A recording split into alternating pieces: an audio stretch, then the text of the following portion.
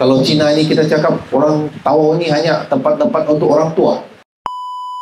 Perancangan jangka masa panjang untuk membawa industri-industri besar ke Tawau. Kerana dengan adanya industri-industri besar di Tawau, baru kita dapat kembangkan atau memperbanyakkan peluang pekerjaan untuk anak-anak kita di Tawau.